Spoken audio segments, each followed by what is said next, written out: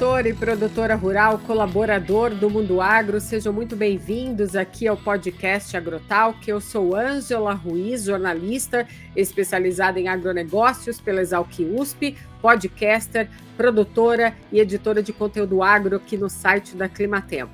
E você é meu convidado hoje para acompanhar aqui com a gente o podcast Agrotalk. Mas antes eu quero lembrar você, produtor, das notícias que são destaques no agronegócio no site da Climatempo, que é o agroclima.climatempo.com.br.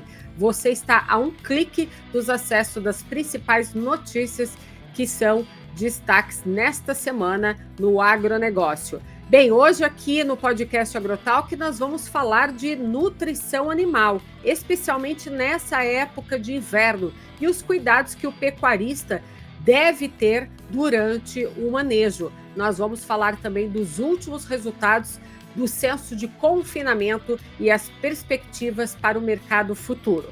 Nosso convidado desta semana no Agrotalk é Walter Patrizzi, médico veterinário. Ele também é mestre em nutrição de ruminantes, pós-graduado em finanças na UFMG e com MBA executivo na Fundação Dom Cabral. Walter atua no mercado de confinamento desde os anos 2000 como professor, consultor e gerente técnico, com foco nas áreas de nutrição, gestão da rotina, finanças, planejamento estratégico e capacitação. Atualmente é gerente técnico de confinamento para a América Latina da DSM Farminit, que detém as marcas Tortuga e Farmitel. Walter, seja bem-vindo aqui ao podcast Agrotalk. Obrigado, Ângela, obrigado pelo convite. Ô, Walter, Um prazer. eu queria começar aqui esse nosso bate-papo para a gente só situar o produtor e o pecuarista, porque a DSM, né, Farminit, ela teve um processo de fusão entre a DSM e a Farminit e abriu espaço aí para o mercado, né? Nasceu, então, uma das maiores comunidades do mundo em matéria de nutrição. E aí, eu estava lendo a respeito e eu vi que com essa fusão foi estruturado, então, a empresa em 4 pilares: perfumaria e beleza, sabor, textura e saúde. Tem a questão da saúde, nutrição e cuidados para as pessoas, né, com suplementos alimentares para o ser humano. Mas aqui no Brasil, o foco com a detenção das marcas Tortuga e Farmitel foi a saúde e a nutrição animal, que é o que a gente vai falar aqui hoje.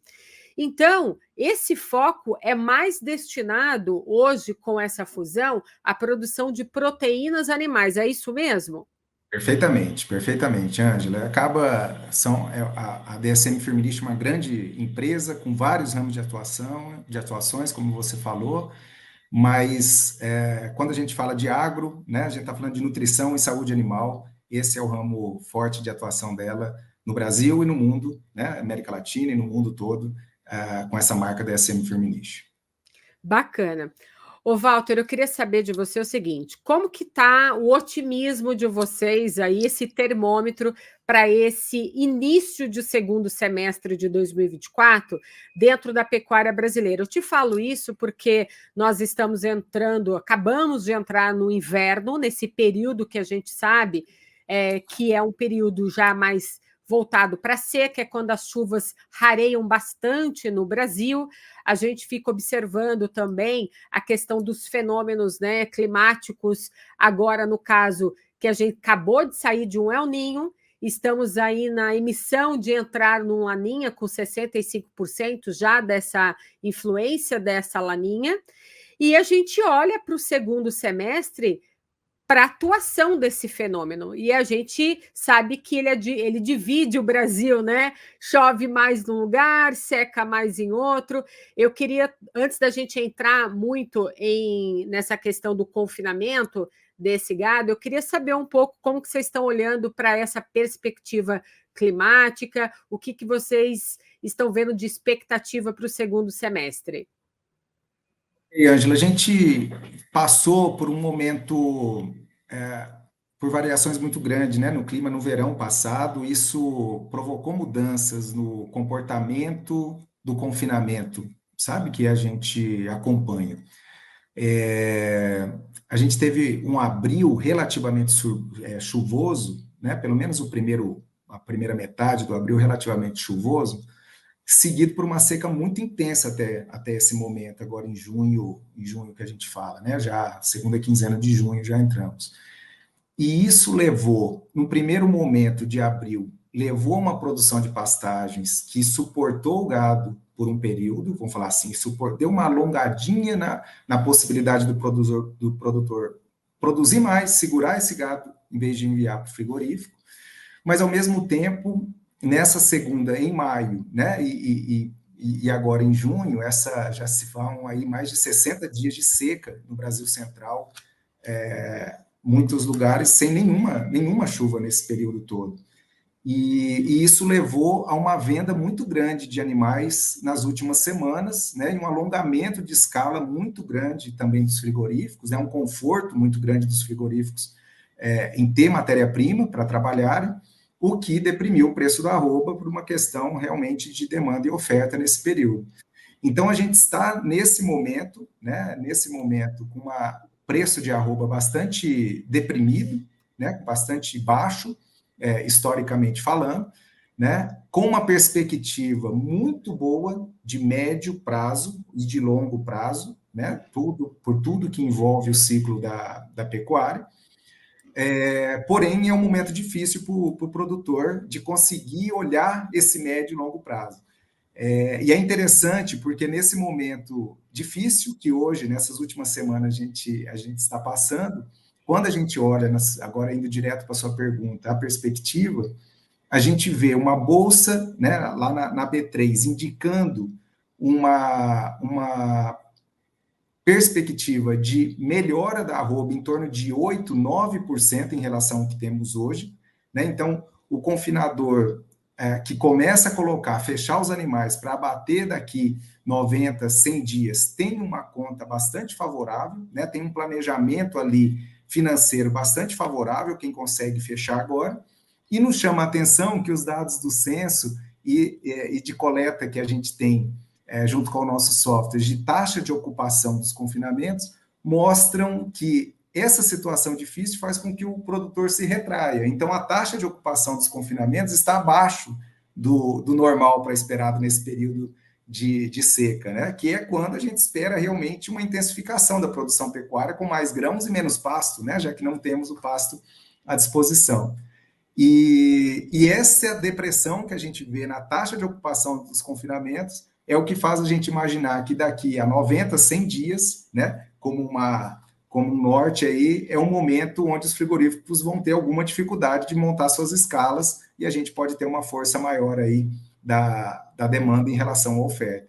Então, é isso que a gente vê aí mais para o curto prazo, né, Ju? Ou seja, Walter, a gente pode dizer então que os custos e a viabilidade do confinamento frente aos preços interfere bastante nessa escala que você explicou para a gente. Sim, interfere principalmente na decisão de curto prazo. Se a gente olhar uma decisão, Ângela, de mais longo prazo, o produtor, pensar no Brasil como a Fazenda Brasil, não tem muito o que fazer, a gente não tem espaço para comportar o rebanho durante a seca. Não existe isso, principalmente no sistema brasileiro que veio se intensificando ao longo dos anos, tendo área de pecuária sendo cada vez mais tomada pela agricultura, né? Muitas vezes em integração, mas cada vez mais agricultura ocupando áreas de pecuária. Né? A gente teve, para você ter uma ideia, em torno de uma redução de 40 milhões de hectares nos últimos 30 anos, baixando aí de 200 para 160 milhões de hectares. Então, a pecuária, ela trabalha numa condição muito mais equilibrada, muito mais justa de oferta, demanda e oferta de pasto, né, de carga-suporte, que a gente costuma falar, né, num ciclo de produção do animal muito mais curto, porque nesse meio tempo, né, nesses 30 anos, a gente avançou em sanidade, avançamos em genética, avançamos em nutrição, então o animal também consegue se desenvolver muito mais rápido. Então, o bezerrinho nasce ali no final da seca, passa as águas com a mãe, passa uma seca ainda leve no pasto, e aí ele vai para o período de águas para ser recriado e não tem mais espaço para ele voltar para a seca em geral. O abate hoje de animais com mais de 36 meses no Brasil é muito pequeno, menos de 10%. Né? Então, assim, são os animais, a gente abate animais muito mais jovens, né? Então, o produtor, tudo isso para dizer assim, o produtor não tem muito mais para onde correr. Em cada fazenda dessa fazenda, cada cantinho dessa fazenda Brasil, né, desse retiro nosso, dos retiros, tem que ir para o confinamento, tem que ir para algum modo de intensificação. Né? Então, é isso que a gente vê assim, no curto prazo, invariavelmente a gente vai ter uma intensificação forte do confinamento nos próximos meses. Eu ia te perguntar mesmo, quanto tempo o boi fica no confinamento? Então, pelo que você disse aí, é em torno mais ou menos, estou aqui fazendo uma conta rápida, você me corrige se eu estiver errada. É Tá bom? entre 90 e 120 dias? Isso, perfeito. Como tradicionalmente, né, existe muita variação, muita gente fazendo muita coisa diferente, mas tradicionalmente esse é o período médio de confinamento no Brasil hoje, em torno de 90 a 120 dias, perfeito. Sim. E com relação a esse custo, ô Walter, para fazer um confinamento de gado hoje no Brasil, isso muda muito dependendo de qual região esse pecuarista está? Sim, a gente tem feito um acompanhamento, a gente faz um acompanhamento mensal desde 2017 de como que se comportam esses custos, né, junto ao CPEA, em cada estado brasileiro. Então, sim, tem uma variação muito grande quando a gente fala especialmente de dieta, né, que é, digamos, 60% ou 70% de um custo de um confinamento, né, do custeio ali do confinamento. E quando a gente vai para regiões mais distante dos portos, como pensar basicamente a região central do Mato Grosso, aquela região do Mato Grosso, aí a gente está falando para ponto de referência, Sinop, aquela região ali, a gente tem uma redução bastante importante do custo de produção, né? E a arroba ela é menos valorizada também nessas regiões mais distantes, né? Mas aí o frete resolve o problema, né? Porque enquanto você tem que levar o animal produzido numa região dessa, né, a baixo custo, você tem que pegar essa carne e levar para os grandes centros consumidores do Brasil ou para exportação. Você vai levar uma arroba 15 quilos de carne, né? Agora, para você levar o grão para esses grandes centros, normalmente você tem que levar 100, 150 quilos de grãos para fazer a mesma arroba, né, que seria produzida. Então, esses estados apresentam uma eficiência muito grande de produção e de resultado como negócio no confinamento brasileiro. Sim, a gente vai falar um pouquinho aqui sobre os últimos resultados do censo de confinamento, mas eu Uhum. queria saber antes, quantos quilos de ração um boi come por dia no confinamento? Ele come como uma dieta completa, envolvendo.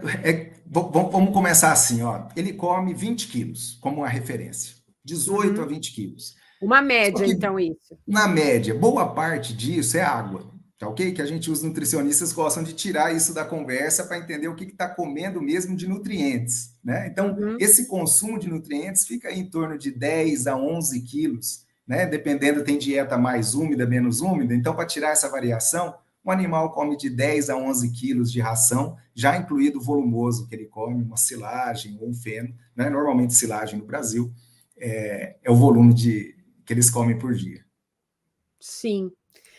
E a gente sabe que não é só isso, né, que leva a essa produtividade desse boi confinado. A gente sabe que fora esse milho silagem, né, que esse boi consome, a gente olha para a saúde desse animal, né? Porque a Perfeito. saúde animal também vai levar a uma melhor textura dessa carne, né, que chega à mesa do consumidor.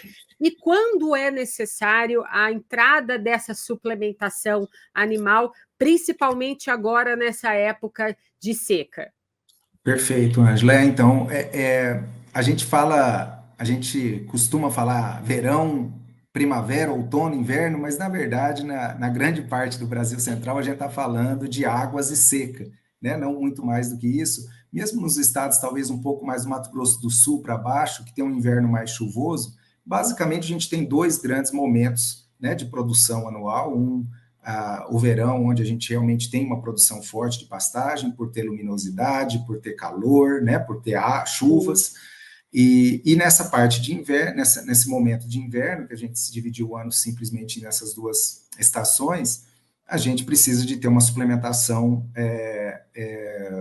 A suplementação passa a ser fundamental, né, dentro do sistema produtivo, né, seja ela uma suplementação mais feita a pasto mesmo, né, mas principalmente em confinamento, né, que acaba sendo a única forma da gente conseguir terminar os animais, né, finalizar os animais para o frigorífico no período seco do ano. Né? Pode ser não só em confinamento, em suplementações a pasto de maior volume, como o pessoal tradicionalmente tem chamado de TIP, né, ou mesmo semi-confinamento tradicional, mas a gente precisa realmente intensificar essa produção para conseguir produzir mais nesse período.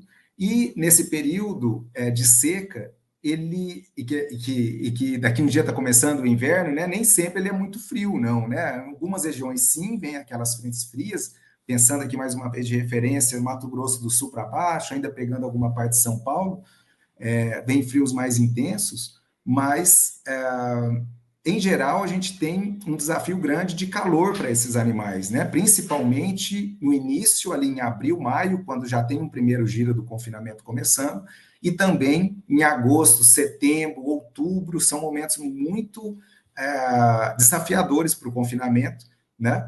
Porque os animais estão fechados em um ambiente com normalmente pouca sombra, em um solo escuro, né, que absorve muito calor, atingindo temperaturas altíssimas ali no solo, levando esses animais a um desafio de bem-estar muito grande, que a gente precisa se preparar, e quando a gente consegue se preparar, a gente consegue colher frutos interessantes nesse sentido.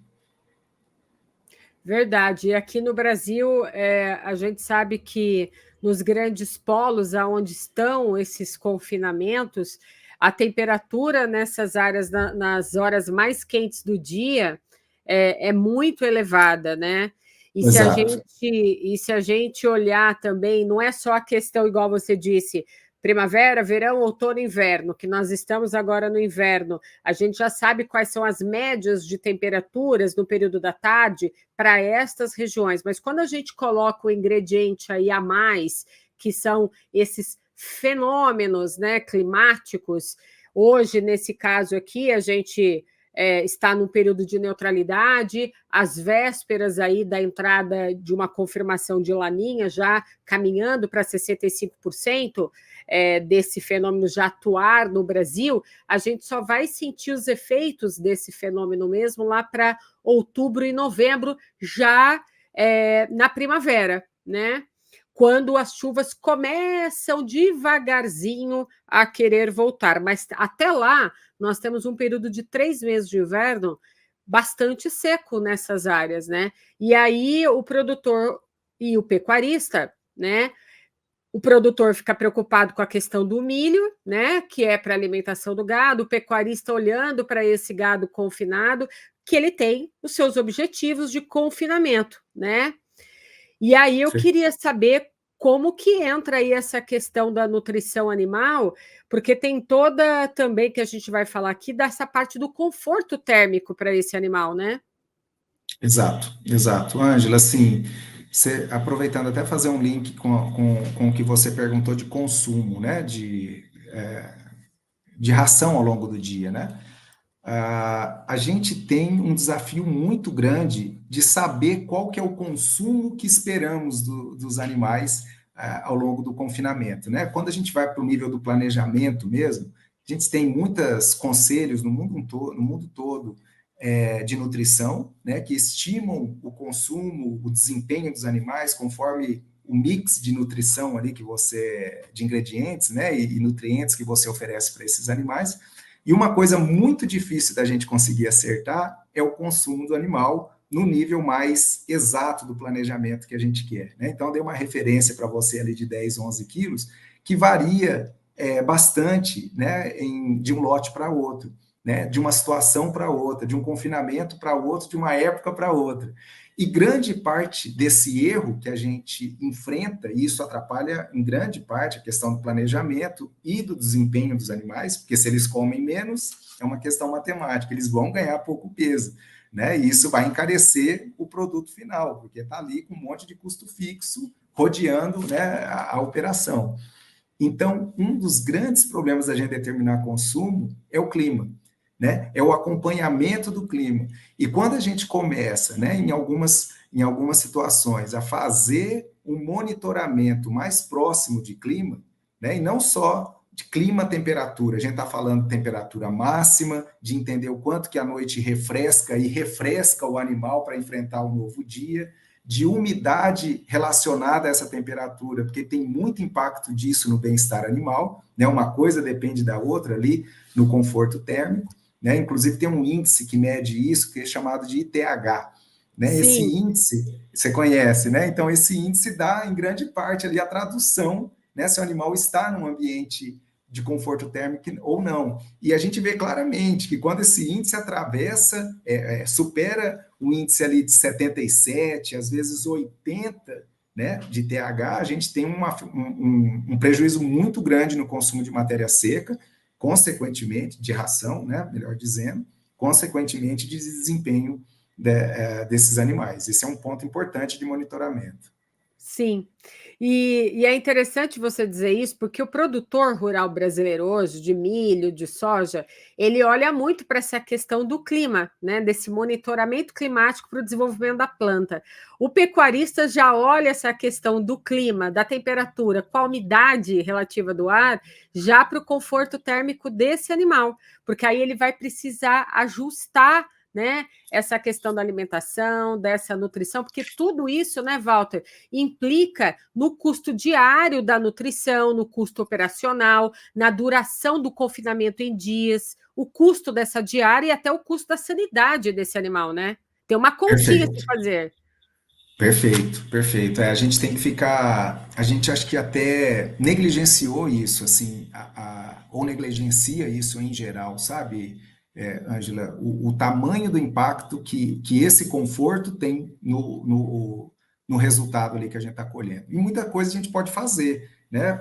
Uma vez monitorando e sabendo que existe esse problema, muitas vezes esse problema já é bastante previsível pela época do ano, outras vezes não, né? Tem muita surpresa vindo, como você vem explicando, nas questões de El Niño, Laninha, mudando ano a ano essa perspectiva climática, mas tem muita coisa que a gente pode fazer para evitar esses tipos de problemas que a gente tem com o estresse térmico, né, dos animais.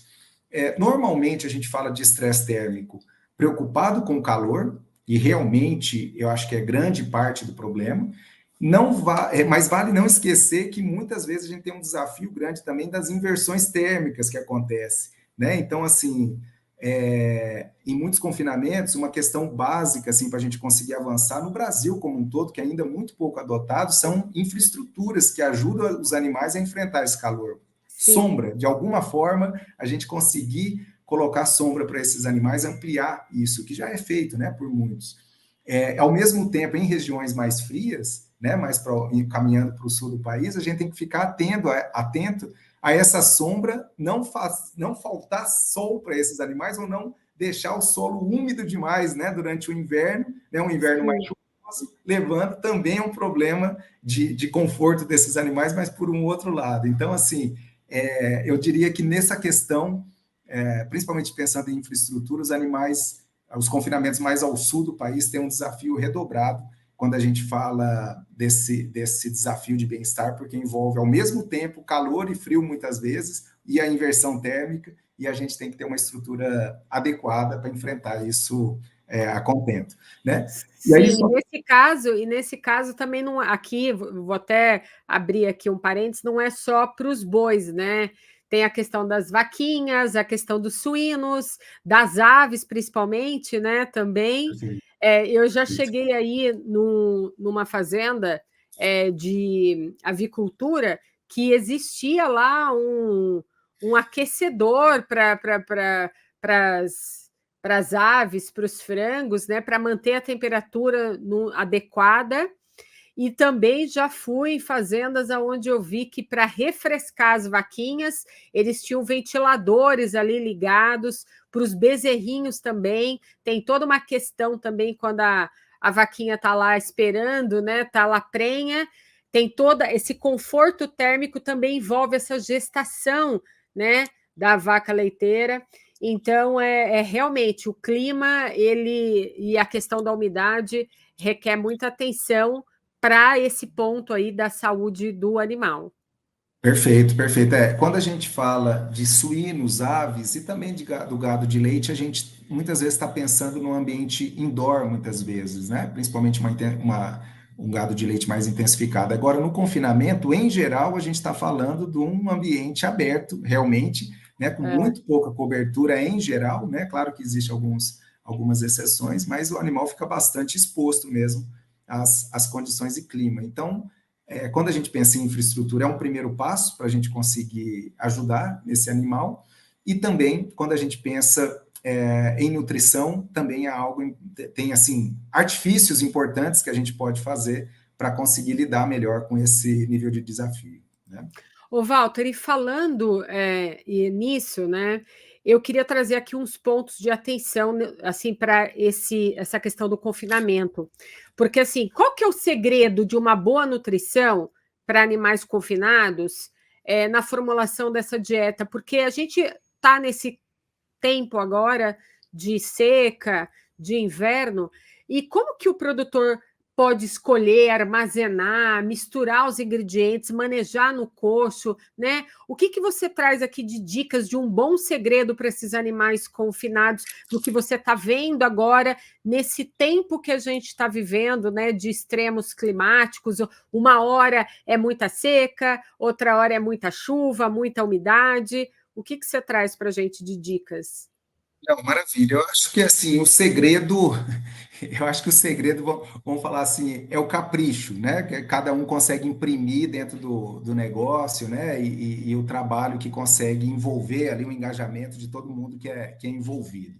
E eu falo capricho porque, na verdade, não existe um ponto que vai fazer toda a diferença, né? Um conjunto, né, de ações ali na rotina, no dia a dia, que podem fazer muita diferença. Então, a gente falou bastante de infraestrutura. Existe muita coisa de manejo, né, que pode fazer toda a diferença, né, no resultado que a gente vai obter, seja em condições de estresse térmico ou não. Em condições de estresse térmico, a gente pode fazer alguns ajustes no manejo para melhorar, né, como que esse animal vai se expor à condição de estresse térmico.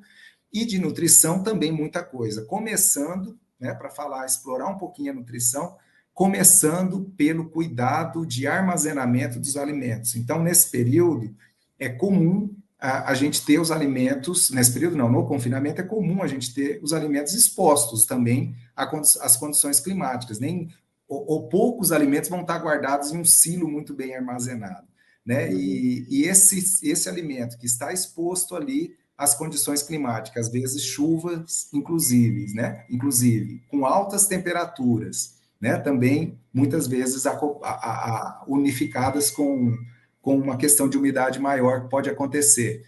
A gente expõe esse alimento a uma deterioração que pode acontecer, e a gente se expõe a problemas como, por exemplo, micotoxinas, que são muito comuns em confinamento, e a gente tem explorado muito uma oportunidade muito grande que tem da gente conseguir capturar um valor que está sendo deixado na mesa com esse problema, né?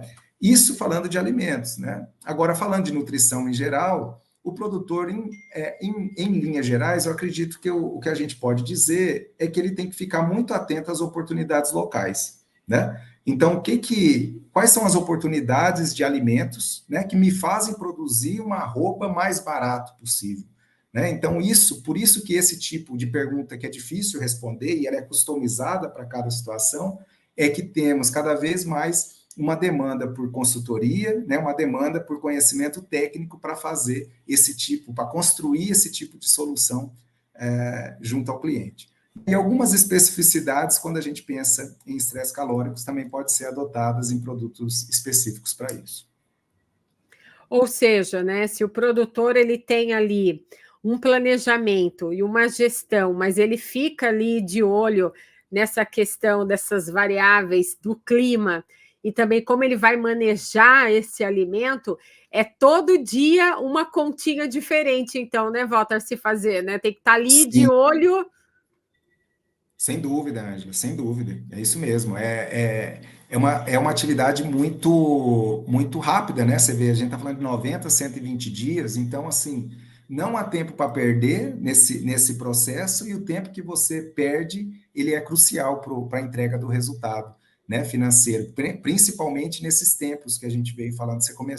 A gente começou aqui falando um pouquinho das perspectivas, e olhando um passinho para trás, como negócio, o confinamento enfrentou uma das fases mais difíceis da sua história nos últimos anos, sabe? No que se refere à rentabilidade do negócio, né? Ele tradicionalmente é um negócio que entrega bons resultados, né? Mas nos últimos anos foi o pior momento da história do confinamento, né? Tudo indica que a gente venceu essa fase, né? Que a gente está partindo para um novo patamar, um novo ciclo de pecuária que vem acontecendo aí para os próximos anos. Mas numa atividade de curto prazo, e com a lucratividade muito reduzida, qualquer variável pode ser a diferença entre o lucro ou o prejuízo. Sim, eu diria que a curva agora está numa ascendência para subir, né? E a grande Exato. pergunta que o pecuarista acho que deve fazer para vocês diariamente é assim: como que eu vou saber se o meu confinamento de gado de corte é lucrativo, né? Acho que você ouve isso sempre. Não, sempre essa é a pergunta. Ou então, não é como saber se é como fazer ser Sim, lucrativo. Então, é aproveitar as oportunidades. E essas oportunidades, como eu respondi assim para você, quando você me pergunta do segredo, é que não tem um segredo, né? Tem um capricho que envolve estruturação, que envolve manejo, que envolve nutrição, né? Que envolve capacitação de pessoas, tudo isso junto, né? Evoluindo, né? E essa é a grande parte do nosso trabalho, é conseguir fazer com que as fazendas evoluam nessa capacidade de operacionalizar o confinamento e consigam realmente obter o melhor resultado possível, né, diante do que o mercado nos apresenta. e hoje vocês estão presentes em todos os estados brasileiros onde há confinamento, Walter? Sim, sim, 100% dos estados onde há confinamento. Eu diria que a gente está presente em 100% dos municípios, né? No caso do censo do confinamento, entrando um pouquinho para dentro, foram 2.600 propriedades que foram levantadas, né, para entender como que está esse mapa nosso de confinamento pelo Brasil e a intenção de confinamento dos produtores. E a gente, sim, tem equipe por todo o Brasil aí, em vastas regiões, mesmo lá no Amazonas. Se você for na cidadezinha lá, tem alguém atendendo lá, né? Pode não ter confinamento, mas tem alguém lá de olho atuando na região. Sim. E vamos falar então desses resultados desse último censo. Quais foram os principais tópicos assim desses resultados que vocês podem trazer aqui para a gente e para o pecuarista que está nos ouvindo?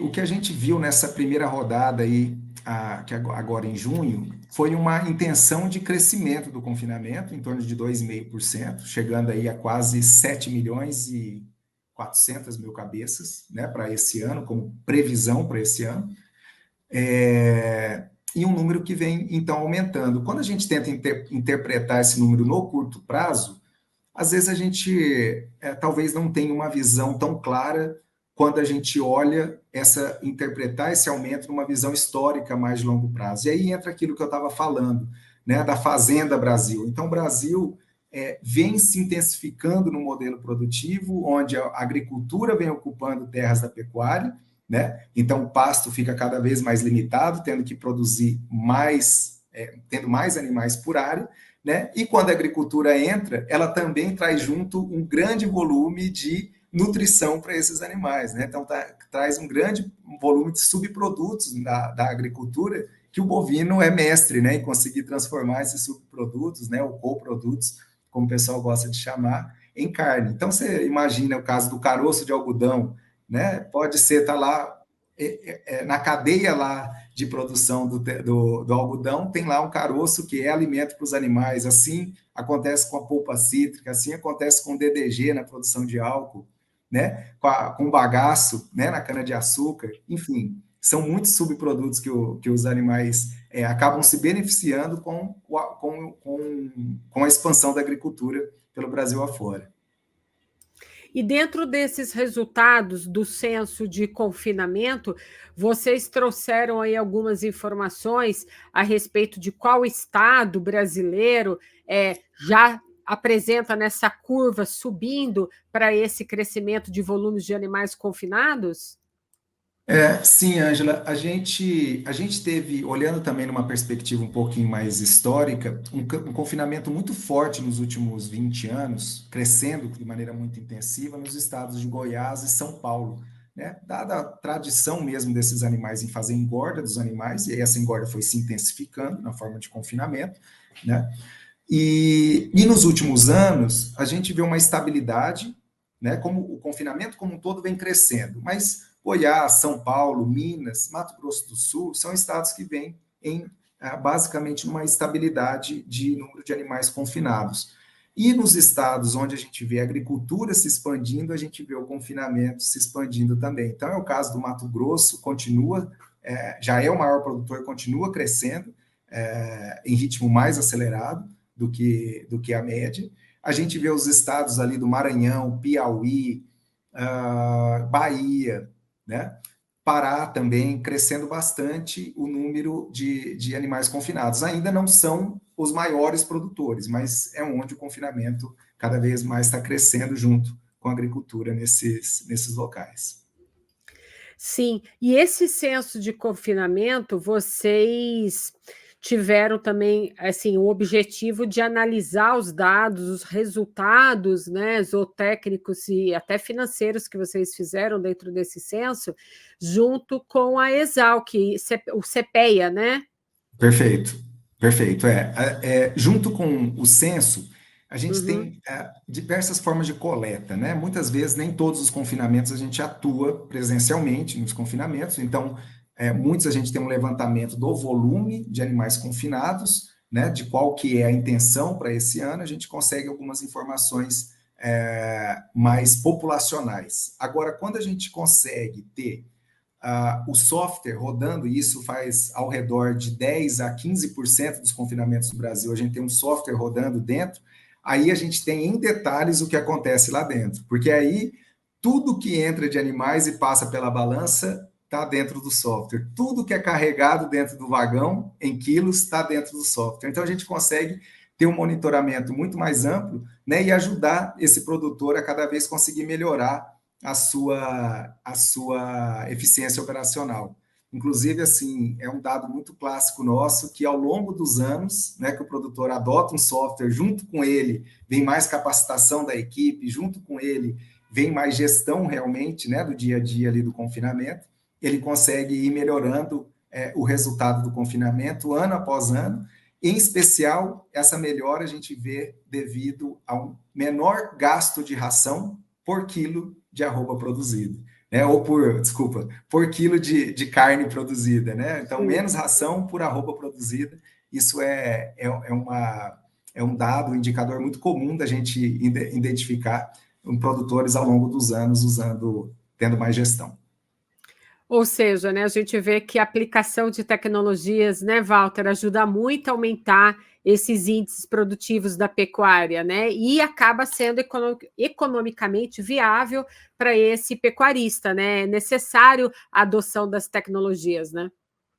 Não tem muito por onde fugir. O pecuarista cada vez tem que ficar sempre atento, né, a tantas possibilidades que tem. É lógico que ele tem muito mais possibilidades do que ele tem capacidade de absorver, mas ele tem que ficar muito atento ao uso de tecnologias. E a gente não está falando só do digital, né, a gente está falando de tecnologias em geral mesmo, de nutrição, ou mesmo de digital, que pode realmente ajudar ele num ciclo virtuoso, a entrar num ciclo virtuoso que não é de um dia para a noite que isso tudo acontece, mas Sim. que ao longo dos anos, é claro, a melhora entre quem adota e quem não adota a tecnologia. Sim, até aqui então a gente comentou a respeito até do tour de confinamento e a gente falou que vocês fizeram essa análise, né, desses índices junto com os técnicos de vocês da DSM Farmanish e junto com o pessoal do CPEA. Eu queria saber o seguinte: dentro dessa avaliação, né, a maior parte dessa avaliação foi composta por machos, quais raças foram? Queria saber se todos eles estavam suplementados. Traz um pouquinho para a gente, destrincha um pouquinho para a gente dessa avaliação.